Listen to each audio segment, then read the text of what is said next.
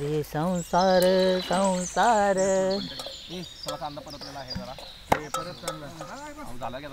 जसा तवा चुल्यावर आधी हाताला चटके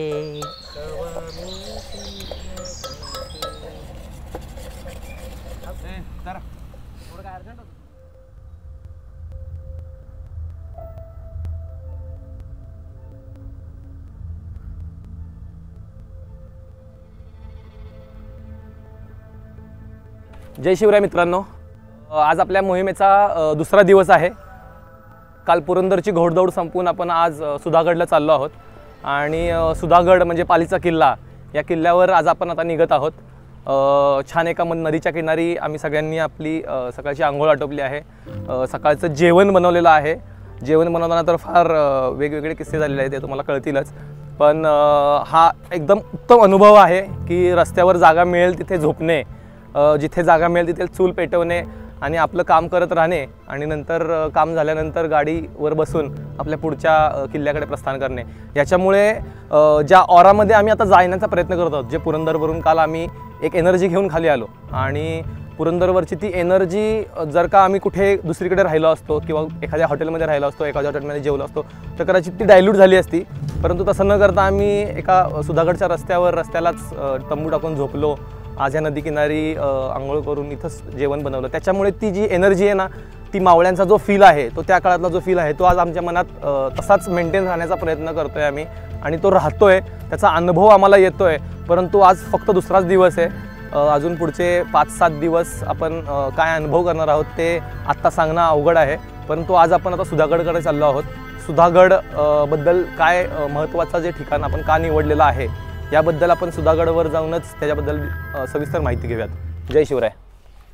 माझं नाव प्रशांत देवीदास काळाने, मी ॲग्रिकल्चर कंपनीत काम करतो। शिक्षण आहे BSc ॲग्री, राहणार सातारा, राजधानी सातारा। आपल्याला संभाजी महाराजांचा जीवन प्रवास पूर्ण उलगडून बघायचा आहे, स्वतः अनुभव घ्यायचा आहे त्याचा। आपल्याला पुस्तकातून काय सगळेच वाचतात, पण प्रत्यक्षात आपल्याला तो त्यांचा जीवन प्रवास अनुभवून घ्यायचा आहे। आपल्याला ती ऊर्जा आता 8 दिवस टिकवून ठेवायचे आणि त्या ऊर्जेनं संभाजी महाराजांचा जीवन प्रवास स्वतः जगून उलगडून बघायचा आहे। जय शिवराय मित्रांनो, आपण आता सुधागडच्या पायथ्याशी येऊन पोहोचलो आहोत। निजामपूर मार्गे पालीला जाताना एक 7-8 किलोमीटर अलीकडे एक पाचशापूर नावाचा फाटा आहे। त्या फाट्यातून आज आल्यानंतर खूप खडतर प्रवास केल्यानंतर तुम्हाला आत सुधागडचा बेस कॅम्प मिळेल आणि आता सुधागडच्या बेस कॅम्पला आपण भर उन्हात 12:30 वाजता पोहोचलेलो आहोत आणि आता भर उन्हाची आपली चढाई आहे। पण कितीही काही झालं तरी आपल्याला मागं हटायचं नाही आहे, हे आपण ठरवलं असल्यामुळे आता ऊन असो नाही तर काही असो आपल्याला किल्ला सर करायचाच आहे। किल्ल्याच्या वरती पोचल्यानंतर आपल्याला ज्या जागेवरती असं फील होईल की इथे शिवकालीन वास्तूचा वास आहे आणि इथे ती एनर्जी आहे, त्या ठिकाणी आपण आजचं वाचन करणार आहोत। तर चला आपण आता सुधागडवरती भेटूयात। जय शिवराय। पुण्यश्लोक छत्रपती शिवाजी महाराज की जय, धर्मवीर छत्रपती संभाजी महाराज की जय। तर आपण काल पुरंदरवरती शंभू महाराजांच्या जन्माच्या वेळेसच्या, जन्मानंतरच्या ते थेट आग्र्यापर्यंतच्या किंवा आग्र्यावरून राजगडवर परत येण्यापर्यंतच्या सर्व प्रवासाला जवळून पाहिलं आणि त्याच्यातून आपण हे शिकलो की त्यांनी लहान वयातच कशा जबाबदाऱ्या स्वीकारल्या, जबाबदाऱ्यांचं ओझं हे त्यांनी ओझं न वाटू देता त्याचं एक कर्तृत्वात कसं रूपांतर केलं आणि त्याच्यामुळं एक 12 ते 18 वर्षापर्यंतचा जो त्यांचा जो काळ होता त्याच्यामध्ये त्यांची जडणघडण ही कशा पद्धतीनं झाली, कुणाच्या संस्काराने झाली, हा खूप महत्त्वाचा भाग आपण काल पुरंदर किल्ल्यावरती पाहिला। त्यानंतर आज आपण सुधागडवर आलो आहोत।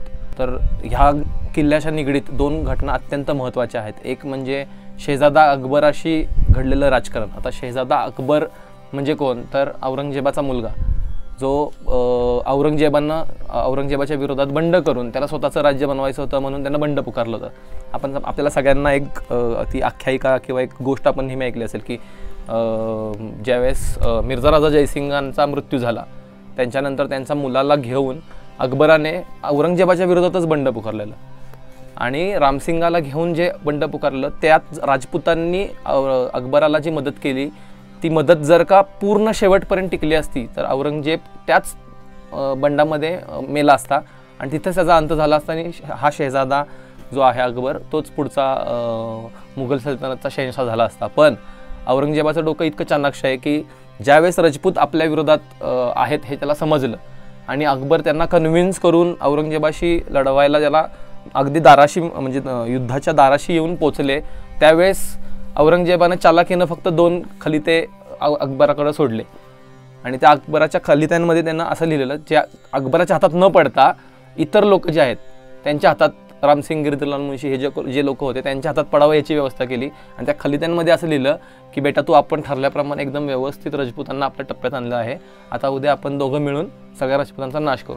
ही आख्यायिका किंवा ही गोष्ट कायम सांगितली जाते औरंगजेबाची हुशारी दाखवण्यासाठी आणि ती खरंच आहे.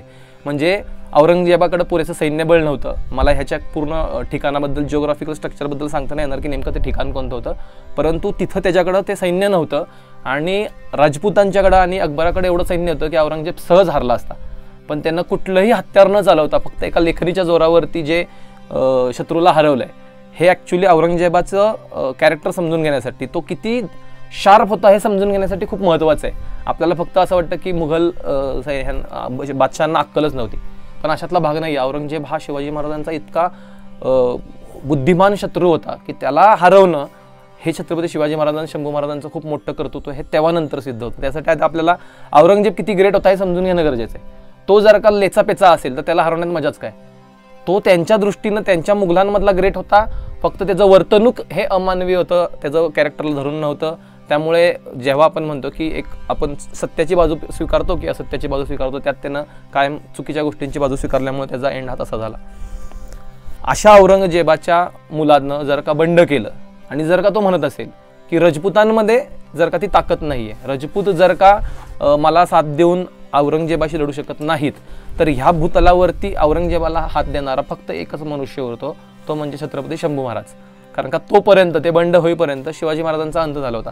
तो तेव्हाचाच काळ आहे. जी मी घटना जी सांगितली ती छत्रपती शिवाजी महाराजांचा जो मृत्यू झालेला होता, निर्वाण जे झालं, तेव्हाचाच तो काळ होता. आणि त्याच काळामध्ये ही गडबड झाली. कदाचित ही त्या काळाचे शिवाजी महाराज आहेत असते तर राजपुतांना सुद्धा धीर देऊन शिवाजी महाराजांनी स्वतः तयार करून स्वतःही तिहेरी आघाडी करून औरंगजेबाला सामना केला असता, परंतु नियतीच्या मनात काही और होतं. आणि त्याच्यामुळे नंतर हा सगळा बॅकग्राऊंड सांगण्याचं कारणच हे आहे की हे समजून घेणं गरजेचं आहे की महाराष्ट्राचं राजकारण, त्यावेळेच्या स्वराज्याचं राजकारण हे कुठं चाललेलं.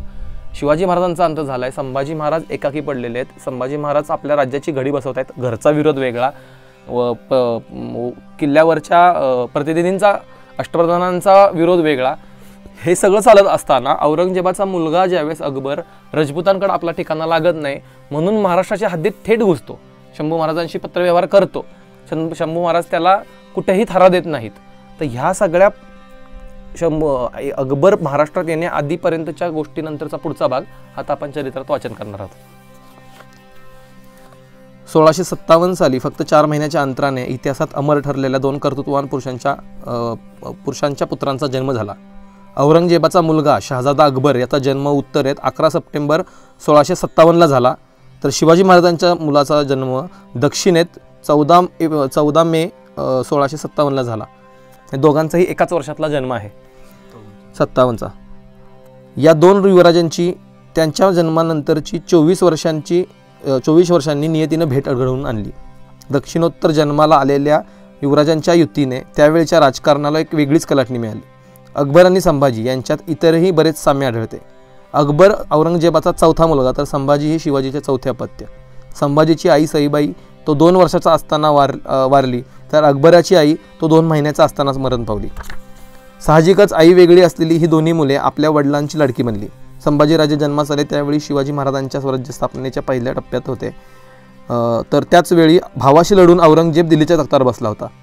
शूर, कर्तृत्ववान, युद्धनिपुण आणि राजकारणात निशांत असलेल्या दक्ष असलेल्या शिवाजी आणि औरंगजेब हे संभाजी आणि अकबर यांच्या बालपणात एकमेकांविरुद्ध डावपेच टाकीत होते. साहजिकच दोघांनाही राजकारणाचे धडे घ्यावयाची संधी लाभली. आता हा फॅक्टर पण खूप समजून घेण्यासारखा आहे. जो आपण काल पुरंदरवर आपण म्हणत होतो की संभाजी महाराजांच्या बालपणात असं काय वेगळं घडलं आणि संभाजी महाराजच काय वेगळे आहेत, तर हे आपल्याला इथं समजते की एकाच वयामध्ये, एकाच सालामध्ये जन्माला आलेली ही मुलं, पण दोघांच्या घरचं बॅकग्राऊंड वेगळं असल्यामुळे, दोघांवरचे असलेले संस्कार वेगळे असल्यामुळे दोघांमध्ये किती फरक पडतो. अकबराला आयतं राज्य देशाभराचं, जगभराचं मिळालेलं आहे, संभाजी महाराजांना जे राज्य मिळतंय ते आत्ताशी कुठेतरी वाढत चाललंय. गडी बसत दोघांच्याही राजकारणात आपण जर का बघितलं तर दोघांचं जर का आपण भौगोलिकदृष्ट्या तुलना केली तर औरंगजेबाचं राज्य कधीही मोठंच होतं आणि त्याचा महसूलही तितकाच मोठा होता. त्या मानानं यांच्याकडे फारच कमी होतं आणि महसूलही कमी आहे, त्यामुळे संभाजी महाराजांना मिळणारं जे काही होतं ते फारच कमी होतं. पण ह्यामध्ये त्या दोघांवरचे जे संगोपनातले जे काही संस्कार घडले दोघांच्या वडिलांचे, कारण का दोघांची आई नाही आहे, औरंगजेबाची बायको वारलेली आहे आणि शिवाजी महाराजांची पत्नी वारलेली आहे, त्यामुळे संस्कार जे काही झाले असतील ते औरंगजेबानं किंवा त्याच्या जवळच्या काही त्याच्या औरंगजेबाच्या मुलींनी जे काही त्याच्यावर संस्कार केले असतील ते त्याच्यावर संस्कार, इकडे जिजामात्यांचे संस्कार.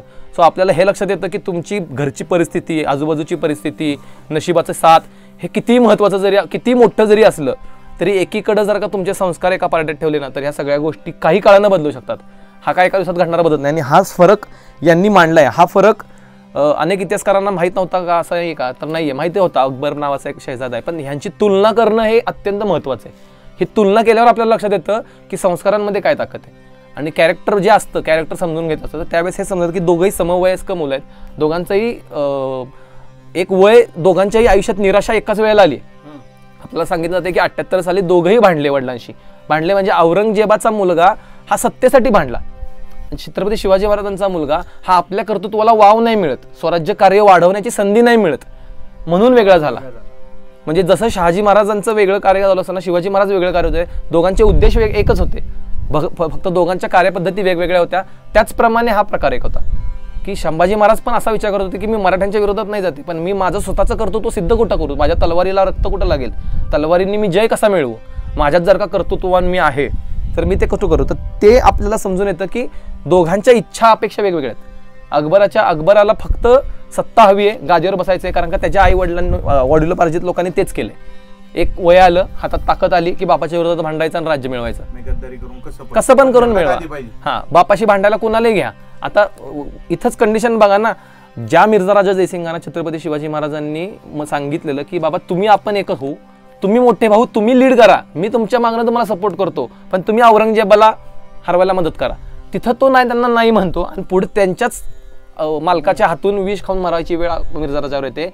त्यांचा पोरगा रामसिंग हा राजपूत ज्यावेळेस सगळे एकत्र येतात आणि त्यावेळेस अकबर त्याला जाऊन मिळतो, त्यावेळेस तेही काही करू शकत नाहीत. म्हणजे विचार करा की संधी आपल्याला किती हुलकावण्यात येत असते की छत्रपती शिवाजी महाराजांचं त्यावेळेस जर का मिर्झा राजांना ऐकलं असतं तर गोष्टी काहीतरी वेगळ्या असत्या. पुढे राजपुतांना शेवटी जाऊन तेच करावं लागलं आणि त्यात ते फेल झाले. अकबराच्या सोबत जाऊन औरंगजेबाच्या विरोधात जाऊन त्यांना लढणं हे सोपं नव्हतं, हे त्यांना जमलं नाही, पण हे शंभू महाराज करू शकतात हे अकबराला माहीत होतं. या दोन राजपुत्रांबरोबर असे साम्य असले तरी अकबराच्या मनाने संभाजी चांगलाच शूर, धाडसी आणि स्वाभिमानी असून तो सुलतान अकबराच्याच पित्याला औरंगजेबाला फार त्रासदायक ठरला. अकबर संभाजीकडे आश्रयासाठी आला, त्यालाही एक पार्श्वभूमी आहे. औरंगजेबाने आपल्या इतर मुलांप्रमाणे अकबराला लहानपणापासून राजकारणाचे शिक्षण दिले होते. 1667ला प्रथम 8000 मनसबदारी देऊन छत्री, नगारा इत्यादीचा मान दिलेला.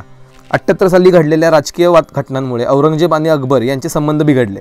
10 डिसेंबर 1678 रोजी राजा जसवंत सिंगाच्या मृत्यूनंतर औरंगजेबाने जोधपूर खालसा करण्याचा घाट घातला. जसवंत सिंगाच्या राण्या आणि त्यांच्या कारभाऱ्यांना ही गोष्ट मान्य नव्हती, त्यामुळे राजपुतांनी औरंगजेबाविरुद्ध बंड केले.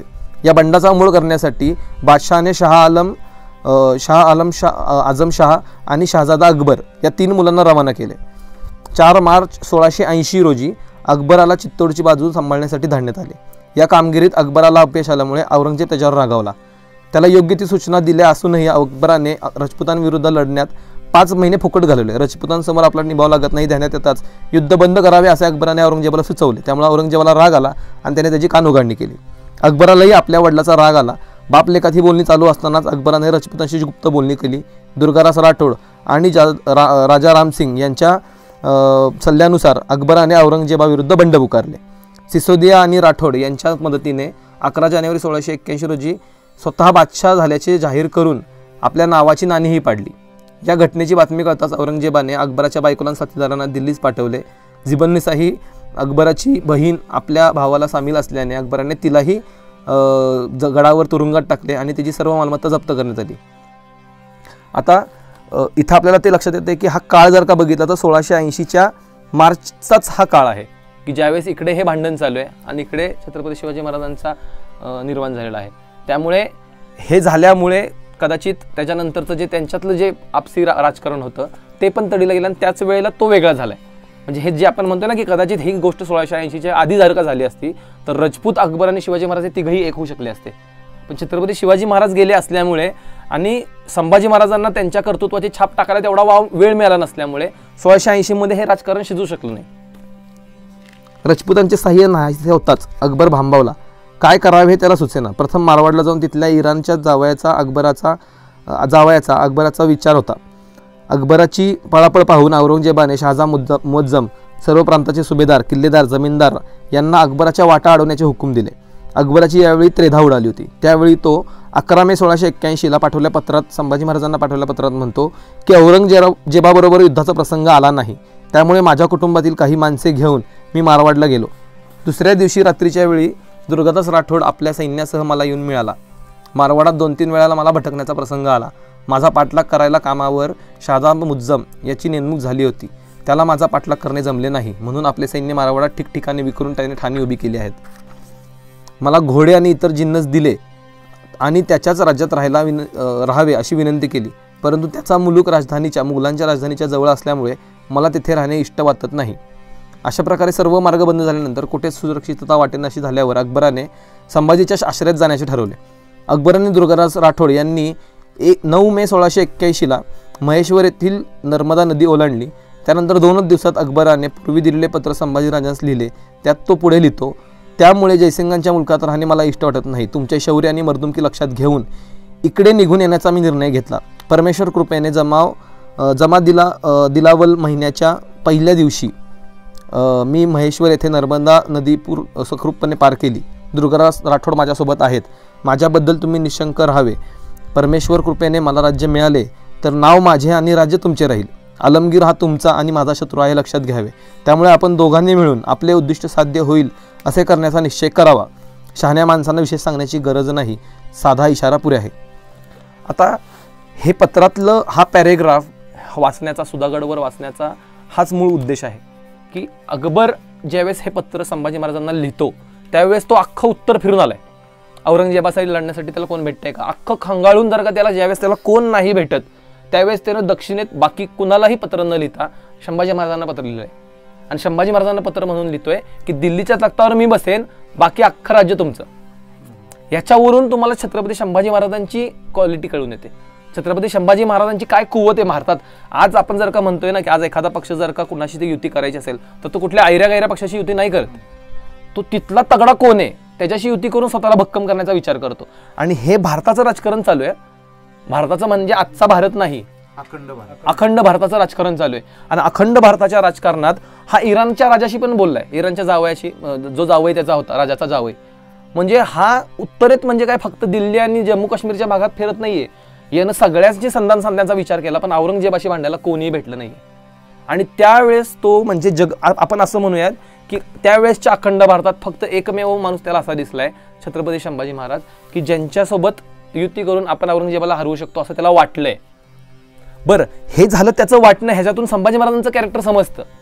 पण संभाजी महाराज त्याला पुढे काय ट्रीटमेंट देतात ह्याच्यावरनं अकबराचं कॅरेक्टर समजतं. आणि संभाजी महाराजांचं सुद्धा नेचर कसं आहे. आता एवढी मोठी संधी आली तर आपण आपल्यासारखा एखादा म्हणला असता की अकबराचा मुलगा आपल्याला भेटतोय, खूप चांगली गोष्ट आहे, त्याला घेऊ करू. पण गंमत पुढे बघा. 9 मे 1681 रोजी लिहिलेले पत्र संभाजी महाराजांना योग्य वेळी मिळाले नसावे किंवा त्यांनी हेतुपूर्वक अकबराला उत्तर पाठवले नसावे. औरंगजेबासारख्या मातब्बर शत्रूच्या मुलाकडून अनपेक्षितपणे आलेल्या पत्राचा योग्य तो विचार करून त्यावर निर्णय घेणे ही एक अत्यंत कठीण गोष्ट होती.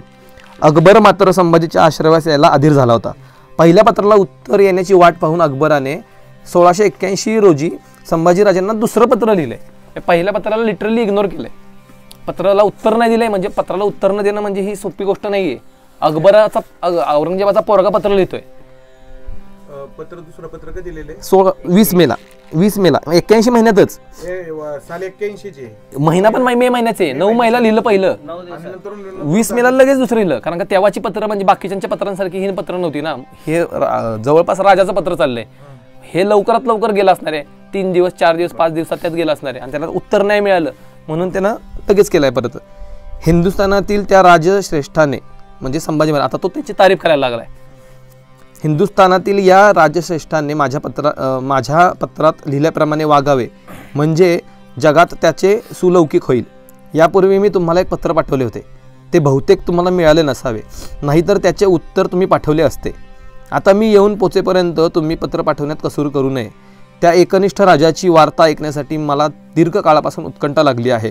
अधिक काय लिहिणे, तुम्हाला भेटण्याची आतुरता आहे. या पत्रावरून अकबर संभाजी महाराजांना भेटायला किती उत्सुक होता हे दिसते. याशिवाय त्याला संभाजीचा आश्रय मिळवण्यासाठी त्याची मान्यता हवीच होती. मराठ्यांवाचून दुसरीकडे कुठेही त्याला आश्रय मिळण्याची शक्यताच नव्हती. त्यामुळे संभाजीच्या उत्तराची वाट न पाहताच अकबराने आपला प्रवास चालूच ठेवला. मुघलांचा पाठलाग चुकण्यासाठी दुर्गादास राठोड अकबराला सुरक्षितपणे त्रिंबक येथे दिनांक 11 मे नंतर आणि जून पूर्वी घेऊन आला. संभाजी आणि मराठे केवळ औरंगजेबाच्या बलाढ्य शक्तीविरुद्ध टिकाव धरू शकतील अशा विश्वासाने दुर्गादास राठोड यानेच कदाचित अकबराला संभाजीकडे जाण्याचा मार्ग सुचवला असावा. अकबराने राजपुतांशी संगनमत करून बंड केल्यानंतर आता तो मराठ्यांच्या आश्रयात जात आहे हे औरंगजेबाला कळताच औरंगजेबाने त्याला 2 पत्रे लिहिली. या पत्रात आपला मुलगा परत यावा, शत्रूला मिळण्याची चूक करू नये, या घातक मार्गाचा कसा अवलंबलेला आहे हे अकबराच्या निदर्शनात आणण्याचा प्रयत्न केला होता. आता हे लक्षात घ्या, ज्यावेळेस राजपुतांसोबत तो ज्यावेळेस मिळाला आहे त्यावेळेस औरंगजेब रिलॅक्स आहे आणि औरंगजेब फार काही बेचैन न होता त्याशी युद्धाला तयार होतोय. पण तोच अकबर ज्यावेळेस संभाजी महाराजांच्या सोबत जातोय त्यावेळेस अकबर त्याला समजवायला जातोय की तू असं करू नको, तू भांडू नकोस, म्हणजे तो त्याला समजवण्याच्या भूमिकेत जातोय. का तर त्याला कळतंय की जर का हे दोघं एकत्र झाले तर आपलं किती अवघड होईल. याच्यावरनं औरंगजेबाला पण संभाजी महाराजांबद्दल काय वाटतं हे कळून येते. नाहीतर मग इथं ते म्हणले असतेच की जसं रामसिंग दुर्गादास राठोड यांच्यासोबत तो मिळू दे, काय फरक नाही पडत, येऊ दे, मी बिमोड करतो. इथं तसं नाही झालं. इथं त्याला कळल्या त्याचे रिॲक्शन्स बघा की नाही नाही तू नको जाऊस, असं नाही केलं पाहिजे. हे त्याचं वागणं हे आपलं संभाजी महाराज काय आहेत हे समजून सांगतं. इव्हन आधी त्याने राजपुतांना पण तसं पत्र लिहिलं होतं. हां, पण त्याला संभाजी महाराजांना नाही लिहिलं. संभाजी महाराजांच्या विरोधात तो विचारही नाही करू शकत आहे ना, कारण का त्याला पहिले असं वाटत होतं की संभाजी महाराज कमकुवत आहेत, परंतु त्याला नंतरच्या काळामध्ये समजून येतंय ना की संभाजी महाराजांची ताकद केवढी आहे. भलेही तो तोंडाने बोलून नाही दाखवते, पण ज्यावेळेस मुलगा त्याला जाऊन मिळायला जातोय त्यावेळेस त्याला कळते की हे झालं, समीकरण जुळलं तर हे कदाचित अवघड होईल. अकबराच्या दोन्ही पत्रांना संभाजी महाराजांनी उत्तर धाडले नाही. तो आपल्या राज्यात आल्याच्या कळताच त्याला आश्रय द्याव्यास संभाजीराजे तयार नव्हते. अकबराचा मुलगा औरंगजेबाचा मुलगा आपल्याकडे आला आहे तेव्हा त्याचा फायदा आपण घ्यावा असे कवी कलशाने संभाजी महाराजांना सांगितले. कवी कलशाचा हा सल्ला संभाजीस पसंत नव्हता. ते रागावून त्याला म्हणाले, तुम्हाला जे योग्य वाटेल ते करा. अकबर प्रत्यक्ष मराठी राज्यात आलेला असल्याने त्याची योग्य ती विचारणा व्यवस्था करणे संभाजीला भाग पडले असावे.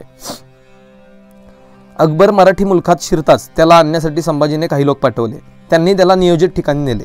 माहुली किल्ल्यास लागून असलेल्या, आता इथं हा उल्लेख चुकीचा आहे, पण सुधागड पाली येथे अकबराच्या राहण्याची व्यवस्था करण्यात आली. आता इथं त्यांनी फक्त जिओग्राफिकल स्ट्रक्चर्समध्ये थोडासा गफला केला आहे, म्हणजे माहुली किल्ल्याच्या बाजूला त्यांनी लिहिलं आहे. कुलाब्या जिल्ह्यात रेवदंडापासून पूर्वेस पालीपासून 1 मैलावर धोंडसे नावाचे हे गाव आहे. धोंडसे गावाच्या दक्षिणेस पातशहापूर असून तेथे त्यावेळच्या पाऊलखुणा अद्याप दिसतात. जवळच भोरप उर्फ सुधागड हा किल्ला आहे. ही ठिकाणे रायगडाच्या जवळ नाहीत. आता पातशहापूर ह्याच्यात उल्लेख बघा, पातशहापूर नाही लिहिलंय, पातशहापूर. मी सगळे बोललो ना की हा आपण नक्कीच अपभ्रंश आहे. तर आपल्या लोकांच्या बोली भाषेवरून कदाचित ते रजिस्टर झाला असावं की पातशहापूर, पण पातशहापूर असं त्याचं नाव आहे. अकबराची व्यवस्था खेळणा गडावर केली गेली त्याचे भीमसेन सक्सेना म्हणतो, पण सक्सेनाचे हे विधान बरोबर नाही. अकबराजवळ 400 घोडे, 250 उंट आणि थोडे पायदळ होते. अकबराचे लोक त्याला राजा म्हणून मुजरा करत. तो मध्यम बांध्याचा रंगाने गोरा. त्याची व्यवस्था पालीगडाच्या खाली पायथ्याशी पेंड्याने साकारलेल्या मोठ्या घरात केली होती. घराच्या भोवती कॅलिको कापडाचे पडदे आणि छत बसवले होते. बसावयास सतरंजी होती. दिल्लीच्या मुघली वैभवाच्या तुलनेत मराठी राज्यातील साध्या राणीचा फरक अकबराला जाणणे साहजिक होते. कोकणातील या साध्या घरासमोर अकबर उघड्यावरच बसत असे. त्याच्याबरोबर आलेले राजपूत आणि मुसलमान लोक अकबराच्या घराभोवतीच राहत. संभाजीने अकबराच्या संरक्षणासाठी 300 अशम ठेवले होते. अकबर पालीस राहावयास आल्याचे कळताच मराठी राज्यातील जवळपासचे सुभेदार त्याला भेटावयास गेले. 1681च्या सुमारास संभाजीने आपला प्रतिनिधी म्हणून हिरोजी फर्जंद यास अकबराकडे पाठवले. त्याबरोबर एक पत्रही पाठवले. हिरोजीने 1000 पागोडे, 1 मोत्याचा रत्न आणि हिरेजडीत मोठा कंठा, 1 हिरेजडीत तुरा, इराणी आणि हिंदू पद्धतीच्या काही वस्तू अकबराला नजराण्यात दाखल दिल्या. आता हे आपल्याला पत्रातील उल्लेखांमुळं हे एवढं डिटेल कळतं आणि म्हणून हिरोजी गेले होते हे सिद्ध होतं. सो ह्या अशा गोष्टी आपल्याला जर का जिथे ऐकायला मिळते ना, तिथं समजायचं की ह्या डिटेलमध्ये यासाठी दिल्यात की तुम्हाला हे काय काय पटावं, दिलंय, काय काय नाही. हे तुम्हाला हे पटावं की ही वरच्यावर केलेली विधानं नाही आहेत. अशा पद्धतीने आमंत्रणा वाचून एका अर्थाने आगंतुकपणेच आलेल्या या पाहुण्याची व्यवस्था करण्यात आली. म्हणजे अजूनपर्यंत बघा, म्हणजे जून 81 उजाडलाय, म्हणजे जवळपास 2 महिन्याचा 3 महिन्याचा काळ गेलाय. त्या 2 महिन्याच्या 3 महिन्याच्या काळात अकबराला एक पत्राचं उत्तर तर दिलेलंच नाहीये, वरनं त्याला भेटायलाही नाही गेलेले. हां, पण व्यवस्था केलेली आहे. म्हणजे काय की नाराजही नको व्हायला आणि त्याला असंही नको वाटायला की आपल्याला आश्रय मिळालेला आहे. ऑगस्ट 1681 सुमारास अकबराजवळ इतर लोक नोकरीस आले. स्वार व प्यादे यांची संख्येत वाढ झाली. त्यापूर्वी थोडे दिवस संभाजीने 20,000 होऊन देऊन नेताजी व इतर लोकांना अकबराजवळ ठेवले होते. अकबर स्वतःची फौज जमा करत आहे असे लक्षात येताच निरोप पाठवून संभाजीने कळवले, तू जर स्वतःचे सैन्य जमात करत असशील तर दुसऱ्या मुलकात जा, नाहीतर आहे त्या प्रकारेच माझ्या मुलकात राहा. ह्याच्यावरनं संभाजी महाराजांचं जे काही करतायत ह्याच्यात त्यांचं किती लक्ष बारीक आहे हे आपल्याला कळतंय की त्याला आश्रयाला जागा दिली आहे, सोबत आपली माणसं दिलेली आहेत, पण त्याला त्याचं सैन्य जमा करायला परवानगी नाही देतात आणि सरळ सांगतायत की जमत असेल तर हा, नाही तर निघून जा. ह्याच्यावरून त्यांचा होल्ड किती स्ट्रॉंग आहे बघायचं.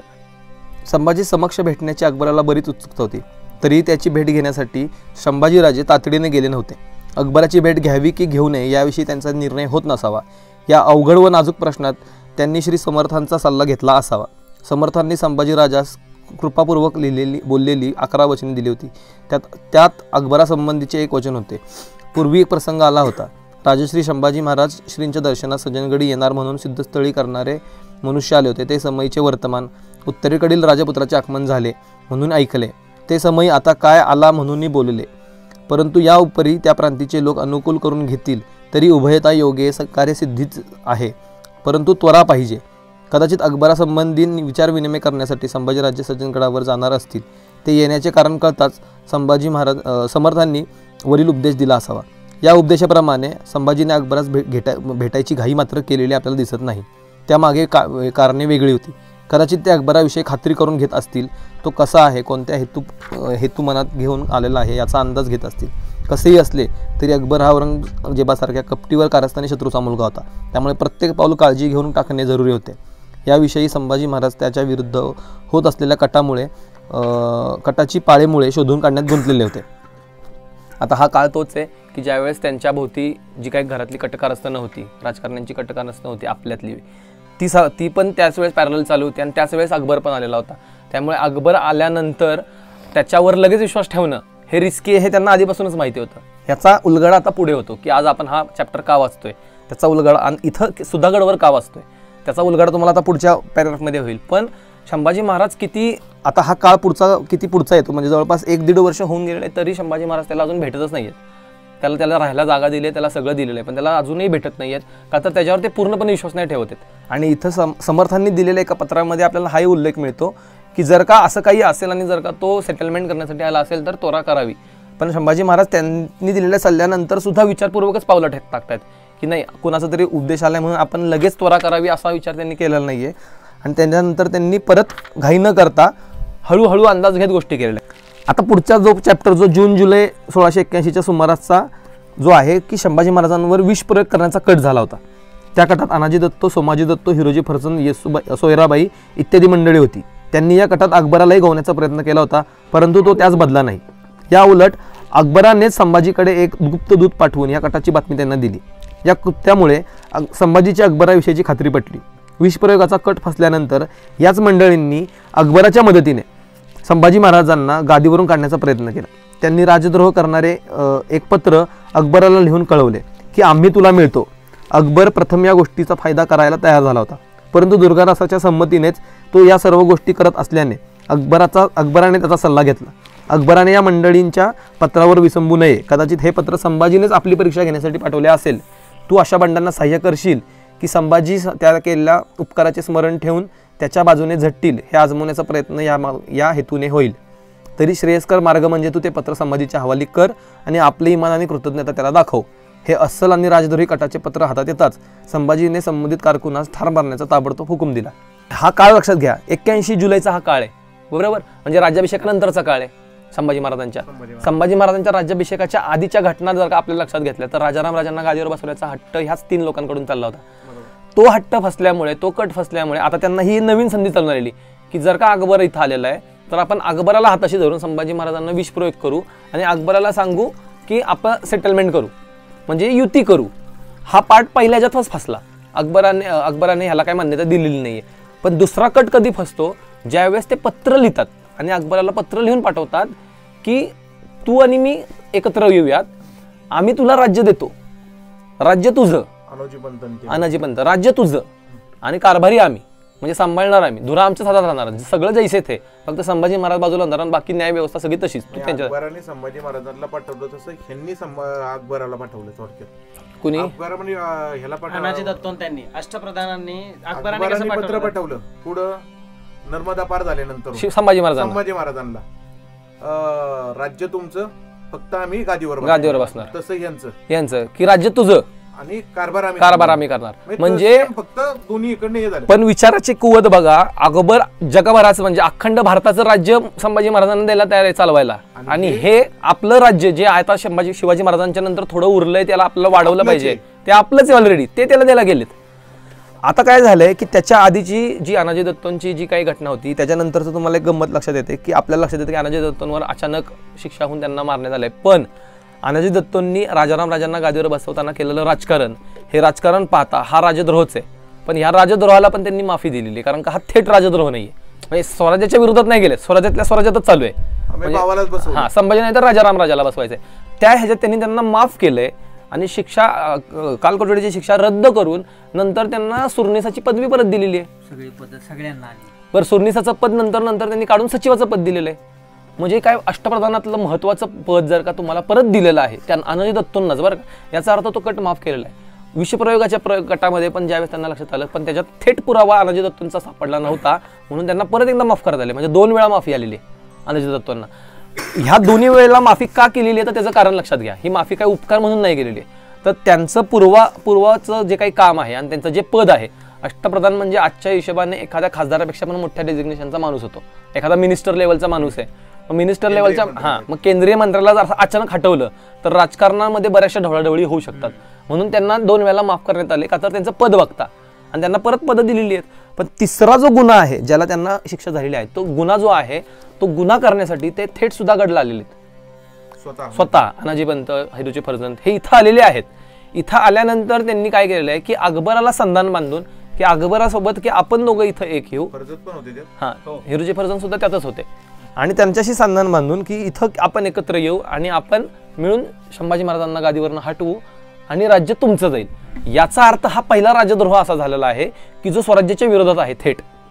हा कळल्यावर पहिल्या 2 चुकांचं वजनही तुमच्या पारड्यात ऑलरेडी असताना तिसरा हा गुन्हा झाल्यावर संभाजी महाराजांनी कुठलाही विचार न करता तत्क्षणी जीवे मारण्याचा त्यांना हुकूम पाठवून दिला. हा हुकूम पाठवताना त्याच्यानंतर त्याची अंमलबजावणी ही याच किल्ल्याच्या पायथ्याशी झाली, कारण का ते इथं ऑलरेडी आलेले होते, त्यांना पकडून डांबून ठेवण्यात आले इथंच पकडून इथंच आणलं जिथं आज आपण ते बोलायला आले त्याच वेळी पकडलं. अकबरानं काय शहाणपणा केलाय, अकबरानं तेच पत्र डायरेक्ट नाही बोलणं नाही, पत्रच पाठवून दिलं. संभाजी महाराजांना पाठवून बरं, त्याला काय माहितीये की हे पत्र खरंच त्यांनी पाठवले. त्याच्या डोक्यात काय, दुर्गादास राठोडांनी काय सांगितलं की बाबा हे तुला आजमावण्यासाठी पत्र असेल, कशावरनं हे अनाजी दत्तो संभाजी महाराजांनीच नाही पाठवलेत की अकबराची परीक्षा पाहू, आणि म्हणून असं त्याला वाटलं म्हणून त्यांनी ते पत्र पाठवलं. सुधागडवर आल्यानंतर आपण ह्या 2 गोष्टी शिकतोय की संयम आणि संताप. म्हणजे पत्र हातात आल्या शिक्षा डिक्लेअर केली. राजद्रोहाची शिक्षा सगळं कॉम्प्रोमाइज होऊ शकतं, माझ्या स्वतःवर विषप्रयोग करा ते चालेल, पण राज्याच्या विरोधात स्वराज्याच्या विरोधात जर का पाऊल टाकाल तर मग तुम्ही कोणीही असा हायगाई बाळगली जाणार नाही. म्हणजे एकाच किल्ल्यावरती आपल्याला हे 2 अनुभव मिळतात की अकबरासारखा पोरगा आलाय, त्याला त्यांनी हँडल केलाय, इतके वर्ष खेळवत ठेवलाय, त्याला थारा नाही दिली, तिथं संयम जर का ते दाखवू शकतात. म्हणजे जी लाच यांना सुटली ती ह्यांना सुटली नसावी का की राजांना पुढं करून आपण बोलू, पण हाच विचार ह्यांनी केला नसता का की ह्यांनी केला असता ना. पण ह्यांना माहिती आहे ना की ह्याच्यात कॅलिबरच नाहीये, अकबरच मुळात कॅलिबर नसलेला माणूस आहे, म्हणून तर तो आपल्याकडे आज आलाय. त्याच्यात कॅलिबर असतं तर तो एकटाच भांडला असता नाही, आणि वरच्यावर राजपूत तो नॉर्थ मधला प्रश्न आहे ना त्यांचा, नॉर्थ मधल्या काही लोकांशी घेऊन भांडला असता. जर का त्याला कोण उभं करत नाहीये, इराणचा राजा उभं करत नाही, राजपूत उभे करत नाहीत, आता मग काय राहिलं, मग कोण राहिलं. म्हणून ते जर का कोण नसेल म्हणून माझ्याकडे असेल तर त्याला माही लगेच घेण्यात काही पॉईंट नाही, त्याची आधी आपण चपापणी करू. त्याच्यानंतर पुढे बराच वेळ तो संभाजी महाराजांसोबत राहिलेला आहे. आणि अकबर आणि नंतर त्याचं काही डाळ शिजली नाही, त्याला विश्वास भेटला, मग त्याच्यानंतर भेटतात. तर त्याचा उल्लेख पुढे आहे. संभाजी महाराजांनी अकबराला रायगडवर भेटीसाठी बोलवले नाही, ते स्वतःच त्याला भेटण्यासाठी पालीस गेले. कार्तिक शुद्ध 13 रविवार दिनांक 13 नोव्हेंबर 1681 रोजी संभाजीराजे आणि अकबर यांची सेनासमुदाय लष्कर आणि हशम यांच्यासोबत पादशाहपूर सुधागड येथे भेट झाली. अकबराच्या बरोबर दुर्गादास राठोडे होता. दोघांनी एकमेकांचा सन्मान केला. उत्तर आणि दक्षिण ध्रुवांची युती झाली. ही भेट झाल्यावर संभाजी आणि कौजी बाबा अकबराच्या खानगीसाठी राजापुरास गेले व तेथून रायगडावर परतले. ज्या छत्रपती शंभूराजेंना आजवर संतापी आणि शीघ्रकोपी या भूमिकेत पाहिलं होतं, ऐकलं होतं, त्याच शंभूराजेंना शांत आणि संयमी विचारपूर्वक निर्णय घेताना पाहताना एक वेगळाच शंभूराजांचा स्वभावाचा पैलू आज आम्हाला समजला.